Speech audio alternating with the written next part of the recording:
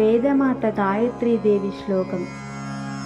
ముక్తా విద్రుమహేమనీలధవళశ్చాయైర్ముఖైర్త్రీక్షణైర్యుక్తామిందునిబద్ధరత్నమకుటాం తత్వార్ధవర్ణాత్మికాం గాయత్రీం వరదాభయాంకుశకషః శుభ్రం కపాలాం గదాం శంఖం చక్రమదారవిందయుగలం హస్తైర్వహంతిం భజే.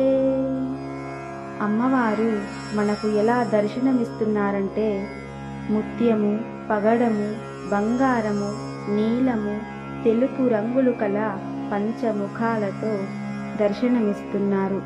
ఒక్కొక్క ముఖానికి 3 కన్నులు కలదియు, చంద్రకళలతో కూడిన రత్న ఖచిత కిరీటమును కలదియు, అభయ వరద హస్తాలతో శంఖము, చక్రము, పద్మము, గద, అంకుశము, కషము, కపాలము వంటివి 10 చేతులతో ధరించి మనకు దర్శనమిస్తున్నారు. సప్తకోటి మహామంత్రములకు, సమస్త చరాచర విశ్వ ప్రకృతికి మూలస్వరూపమైన వేదమాత గాయత్రీదేవి నిన్ను సదా ప్రార్థించి శాంతి సౌభాగ్యం నందదునుగాక. ఓం శాంతి శాంతి శాంతి.